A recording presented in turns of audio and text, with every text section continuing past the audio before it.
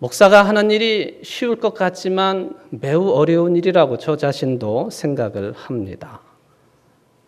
특별히 한국과 같은 상황 속에서 목회자가 설교를 해야 되는데 이 설교의 일이야말로 참 피를 말리는 그런 일이라고 하는 생각을 매 주일마다 또 설교를 준비할 때마다 하게 되는 것은 거짓이 아닙니다.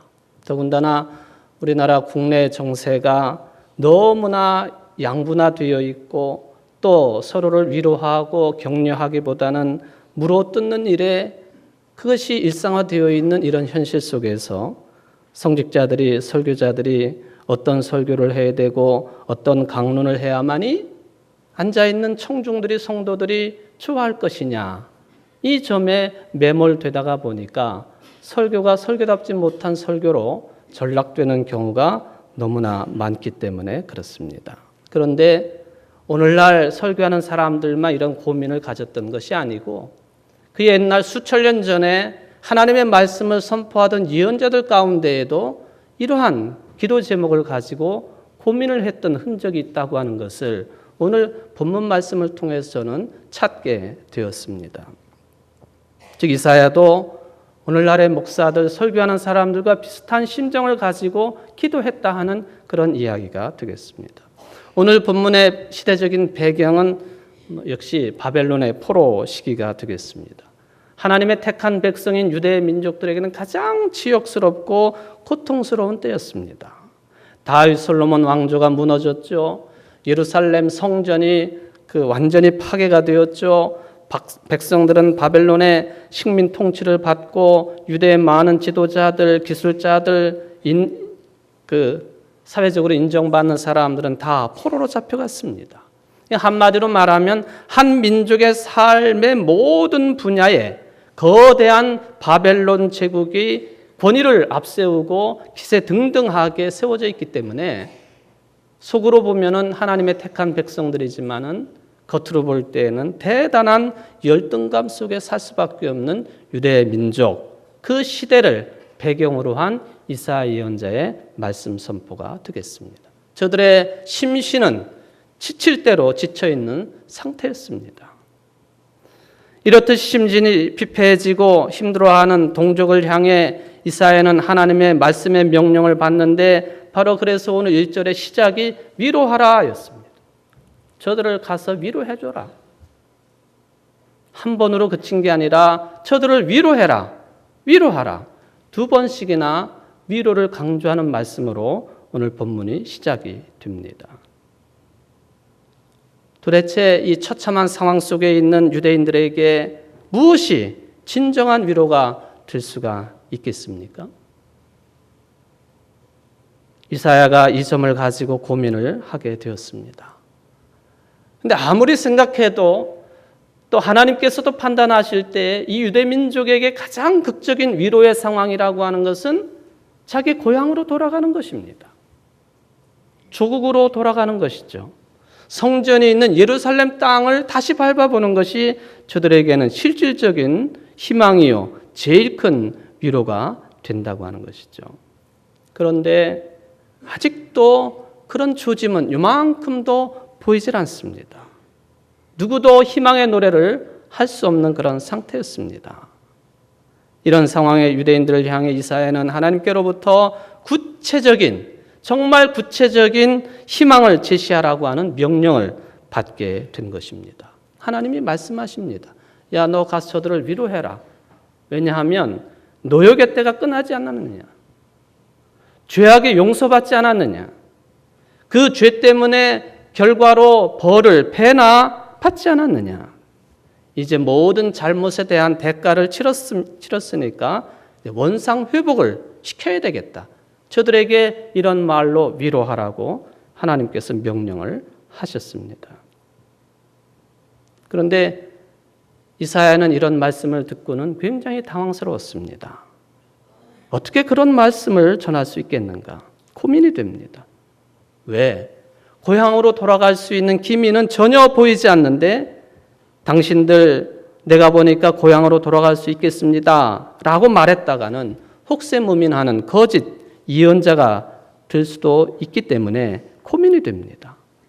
바벨론의 기세는 아직도 등등하고 유대인은 무기력한 상태에 아직도 놓여 있는데 어찌 고향으로 돌아간다는 말을 할 수 있겠습니까? 그러기에 이사야는 6절 상반절에서 이렇게 이야기를 합니다. 말하는 자의 소리여 이르되 외치라. 대답하되 내가 무엇이라 외치리이까? 하나님, 내가 뭐라고 유대인들에게 어떤 내용으로 저 민족에게 말할 수 있겠습니까? 요즘식으로 말하면 저들에게 내가 무슨 내용의 설교를 할 수 있겠습니까? 도대체 나를 통해서 무슨 말을 하라는 말씀입니까? 예언자인 이사야의 영적인 상태가 바로 이것이었다 하는 것이죠. 말씀을 외치라는 명령을 받았지만은 외칠 말씀이 없는 거예요. 상황이 암담하기 때문에 그렇습니다.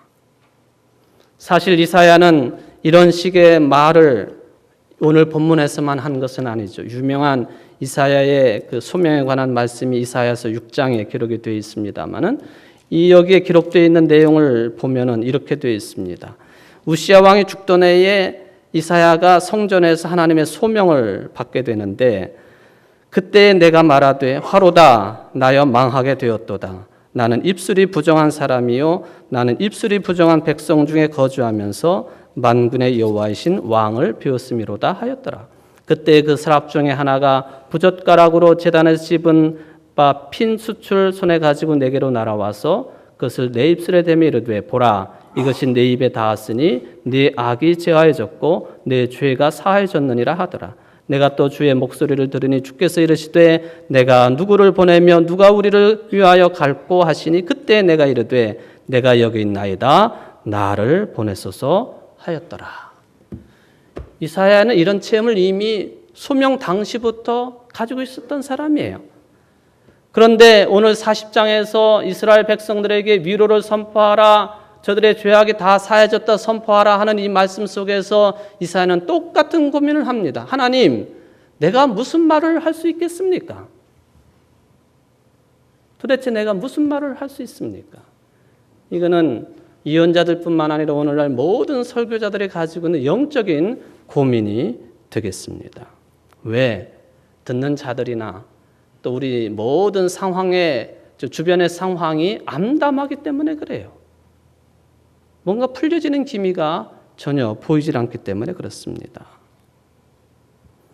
저는 이런 생각을 하면서 지금도 한국의 신학계에 지대한 영향을 끼치고 있는 20세기의 가장 위대한 신학자인 칼 바르트의 말을 되새기지 않을 수가 없었습니다. 칼 바르트가 이렇게 말을 합니다. 설교자들의 실존은 이런 것이다 하는 것이죠. 설교자는 하나님의 말씀을 알 수 없다. 그러나 그럼에도 불구하고 말씀을 전해야만 한다. 오늘날 말씀을 선포해야 될 설교자들도 이러한 위기의식을 가지고 있다 해도 틀리지 않겠습니다. 어떤 경우에는 설교를 하면 설교를 듣는 교인들 중에는 속으로 그렇게 말하시는 분들이 있을 것입니다. 설교하는 당신이나 잘하십시오. 설교자들의 고민이 여기 있습니다. 내가 정말로 하나님의 말씀을 전할 수 있는 사람인가?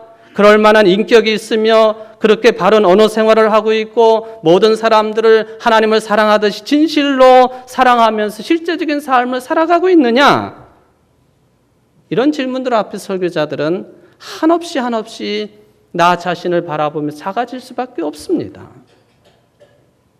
그런데 칼 바르트의 말을 빌려도 그렇지만은 또 예언자들의 삶을 돌아보아도 그렇습니다만은 설교자들은 어디까지나 완벽한 설교자가 아니라 상처를 받은 치유자라고 하는 그런 관점입니다.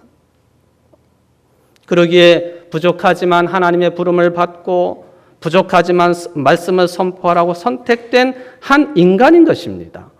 그래서 연약하지만 하나님의 말씀을 대언하는 것, 부족하지만 어리석지만 하나님의 말씀을 선포하는 그런 역할을 감당하는 사람들이 목사요, 설교자들입니다.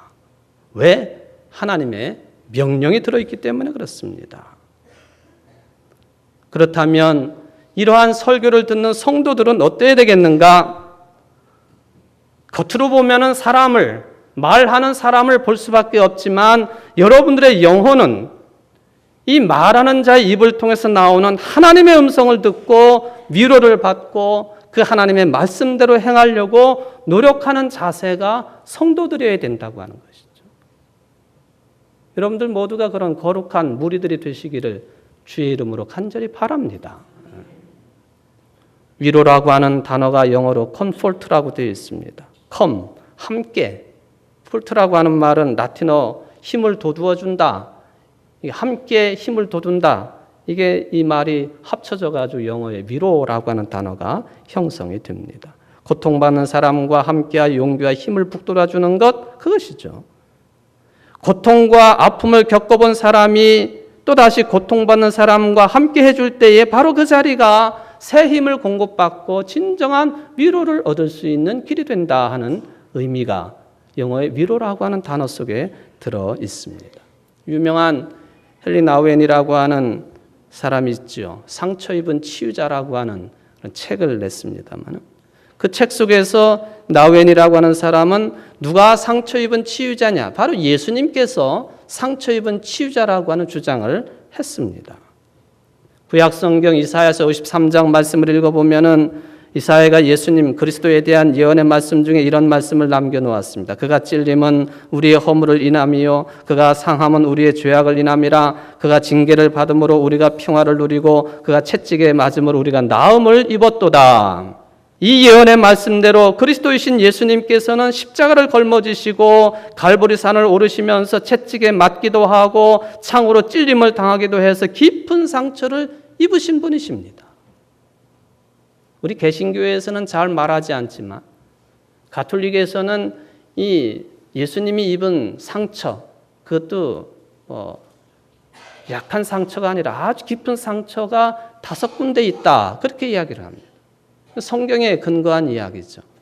예수님이 당하신 깊은 상처 5군데, 오상이라 그렇게 부르죠.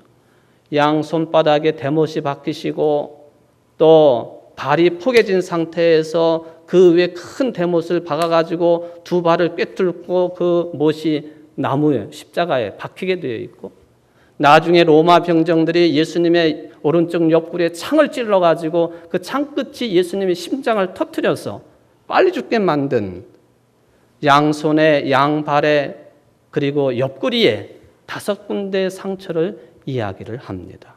깊은 상처를 받으신 분이세요. 이것이 바로 우리 인생들이 세상을 살아가면서 겪는 수많은 종류의 상처와 아픔을 치료해 주기 위한 것이다 하는 것이 이사야 예언자의 예언의 말씀 아닙니까? 예수님께서 자신이 상처를 받으신 분이시기 때문에 그 아픔이 얼마나 큰 것인지 아시기 때문에 상처받아 괴로워하고 신음하는 사람들을 위로하고 치료해 주시는 그리스도가 되신다라는 말씀이지요. 히브리서는 이러한 예수님을 이렇게 고백을 합니다. 모든 일에 우리와 한결같이 시험을 받은 자이셨기 때문에 우리의 연약한 자를 치유하지 아니하는 자가 아니라. 히브리서 4장 15절 말씀입니다. 세상을 살면서 실패하고 아파하고 고통하고 좌절하고 절망하는 이런 몸부림을 치고 있을 때에 예수님께서 자신이 친히 고통과 아픔을 겪어보셨기에 우리 곁에 찾아오셔서 불쌍히 여기시고 만져주시고 위로하시고 격려해 주시고 싸매 주시고 풀어주신다는 말씀입니다. 나우엔의 이 말은 특별히 내가 무슨 자격으로 하나님의 말씀을 통해서 사람들을 위로할 수 있겠습니까? 라는 좌괴감 속에서 괴로워하는 설교자들에게 진리의 말씀입니다. 나 자신도 상처받은 사람이지만 세상 살아가며 상처받은 수없이 많은 사람들 곁에 찾아가 상처를 치유하는 사역자가 될 수 있는 그 희망을, 그 끈을 거기에서 발견할 수 있기 때문에 그렇습니다. 오늘 본문의 이사야 자기 자신의 약점을 너무나도 잘 알고 있는 사람입니다. 내 입술이 부정한 사람입니다. 제단 숯불로 지짐을 받고 사명자가 되어서 그 사명을 감당하지만 여전히 상황은 어두운데 위로의 말씀을 선포하라고 여호와의 길을 내라고 하나님이 요청하시지만 내가 무슨 말을 할 수 있겠습니까? 할 말이 없습니다. 암담한 상황 속에 있는 이 민족에게 무슨 말을 하오리까? 하나님께서 해답을 제시해 주셨습니다. 너나 백성들이나 저들에 피어 있는 풀과 꽃 같은 존재일 뿐이다. 그걸 알아야 된다. 너희들은 이사야 너도 그렇고 모든 유대 민족은 유한한 존재들이요, 끝이 있는 존재들이요, 심판받아야 될 존재들이라고 하는 것을 먼저 인식해라. 이사야가 내가 무엇을 외치리까? 질문한 것도 그 연약함 때문에 한 질문입니다. 우리들이 흔히 하는 말처럼 붉은 꽃이 열흘을 못 간다. 화무 11홍이요 권불 10년이라 하지 않습니까? 권력은 아무리 강한 것 같지만 10년을 가지 못하는 것이고 꽃은 아무리 붉어도 아름다워도 열흘을 못 본다 하는 뜻입니다. 영원한 것은 없다 하는 것이죠. 이사야가 그런 상태 속에서 나는 부족합니다. 내가 무슨 말을 할 수 있겠습니까? 라는 순간에 풀과 꽃을 말씀하십니다. 너는 유한한 존재야. 영원하지 않은 존재야. 마치 시편 90편이 인생에 대해서 말씀하는 것과 똑같습니다. 주님께 생명을 거두어 가시면 인생은 한순간의 꿈일 뿐 아침에 돋아난 한 폭이 풀과 같이 사라져 갑니다. 풀은 아침에 돋아나서 꽃을 피우다가도 저녁에는 시들어서 말라버립니다. 우리의 연수가 70이요 강건하면 80이라도 그 연수의 자랑은 수고와 슬픔뿐이요 빠르게 지나가니 마치 날아가는 것 같습니다. 우리에게 우리의 나를 세는 법을 가르쳐 주셔서 지혜의 마음을 얻게 해 주십시오. 이게 바로 인생의 본래적인 감출 수 없는 현실이라고 하는 것이죠. 그런데 이사야는 예언자입니다. 영적으로 감수성이 예민한 사람입니다. 하나님께서 너 자신이 풀과 꽃이다, 유대인들도 풀과 꽃이다 했지만 이런 인생의 한계 묘사인 꽃이나 풀과는 다른 이것을 넘어서는 힘과 능력을 볼 수 있었던 사람이기 때문에 그는 예언자였습니다. 설교가였습니다. 이사야가 하나님의 도우심으로 주목할 수 있었던 힘과 능력이 무엇입니까? 바로 하나님의 생명과 창조의 말씀의 능력과 힘이었습니다. 그리고 그것을 주관하시는 분이 여호와 하나님 한 분뿐이라고 하는 것을 깨닫게 되었습니다. 내가 무엇이라 외치리까? 자신의 부족함과 무능함을 인정을 하고 잠시 뒤로 물러섰다가 이러한 창조와 생명의 능력인 하나님의 말씀에 의지해서 다시 나설 수가 있었던 인물이 이사야입니다.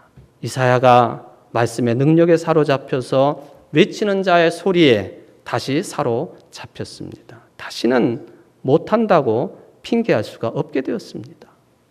도망자의 온전치 못한 베드로에게 내 양을 먹이라고 하신 예수님처럼 하나님께서 이사야에게도 세상 사람들은 깨닫지 못하는 크고 비밀한 음성으로 외치는 자가 되게 하셨습니다. 그래서 외치는 거예요.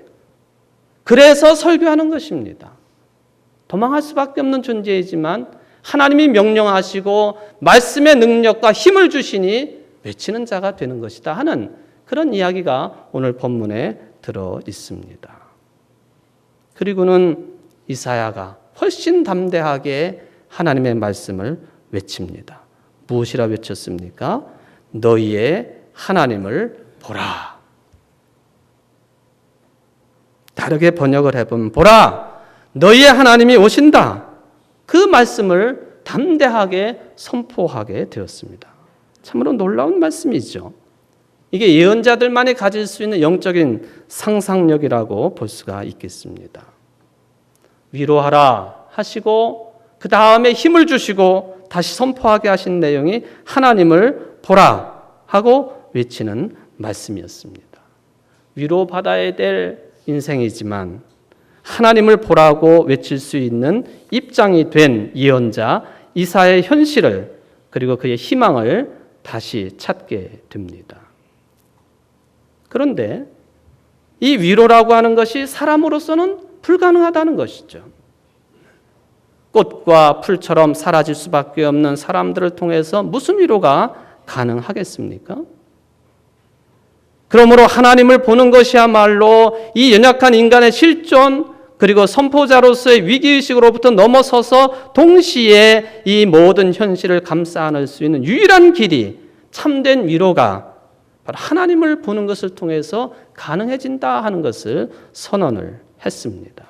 우리 교인들 하나님을 보고 계시는가요? 아니면 나는 언제나 교회만 나오면 사람만 보고 있습니까? 그 정도가 얼마나 심각한지 이미 잘 알고 있습니다. 교인들의 종교적인 욕망을 만족시켜주는 그것이 교회의 존재의 목적이 되고 말았으니 한국교회가 지탄을 받지요. 더 큰 문제는 이런 현상에 대해서 이게 왜 문제인지도 모르고 신앙생활하는 게 더 큰 문제이지요. 거짓 위로를 선포하라고 설교자들에게 여러분은 요구하고 있지는 않습니까? 우리가 어디에서 위로를 받을 수 있겠습니까? 이사야는 분명하게 선포합니다. 하나님을 보라. 우리에게 오시는 하나님을 보라고 요청을 합니다. 그래야만이 진정한 위로를 받을 수 있다고 선포를 했습니다. 여러분, 하나님을 보시기를 바랍니다. 도대체 하나님을 본다고 하는 것이 무슨 뜻입니까? 하나님을 본 사람은 다 죽었는데 모세도 하나님을 뵙기를 원했지만 하나님의 등밖에는 보지 못했습니다. 도대체 너희의 하나님을 보라 하는 이 말씀이 무슨 말씀입니까? 오늘 10절에서 그 답을 주십니다. 보라, 주 여호와께서 장차 강한 자로 임하실 것이요 친히 그의 팔로 다스릴 것이라. 이게 하나님이세요. 그 하나님의 일하심을 보라 하는 것이죠. 이게 바로 이사야가 경험한 하나님 체험이었습니다. 직접적인 얼굴을 보는 것은 아니지만은 하나님께서 세상을 다스린다고 하는 그 사실을 직시하는 것, 그게 하나님을 보는 것입니다. 이사야를 비롯한 구약의 예언자들은 이 전통에 철저했던 사람들입니다. 역사의 주인, 나의 주인, 교회의 주인, 우리 민족의 주인, 세계의 주인, 우주의 주인이신 여호와 하나님을 보라고 하는 것, 이게 하나님의 얼굴을 보는 것이다, 그 말씀이지요.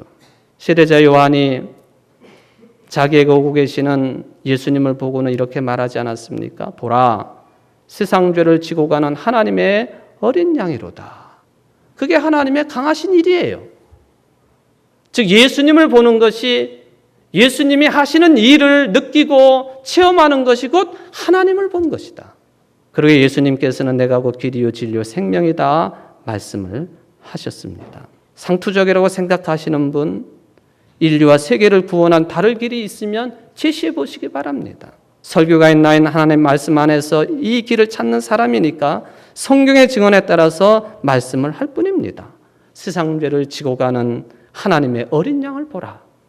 세상 죄를 지고 가기 위해서 이 세상에 오실 대림절을 보내고 있는 여러분들, 예수님을 보시기를 바랍니다. 이게 답변이에요. 2000년 전에 오셨고 임박할 종말에 우리에게 오실 바로 그 그리스도이신 하나님을 봐야 되는 이유가 거기에 있습니다. 요한계시록은 이 때를 이렇게 고백을 합니다. 보아라, 하나님의 집이 사람들 가운데 있다.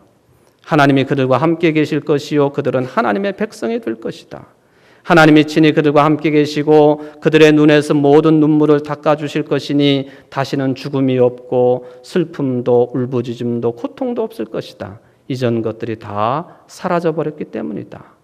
다시 저주를 받을 일이라고는 아무것도 그 도성에 없을 것입니다. 하나님과 어린 양의 보좌가 도성 안에 있고 그의 종들이 그를 예배하며 하나님의 얼굴을 뵐 것입니다. 사랑하는 우리 교회 성도 여러분, 여러분은 지금 이러한 온전한 위로의 때를 기다리고 있는 성도들입니다. 얼마나 기쁘고 감사한 일입니까? 이 기쁨과 감사함을 앞당겨서 이웃과 함께 나누며 이 대림절 넷째 주간을 살아가는 여러분들 되시기를 주의 이름으로 축원을 드립니다.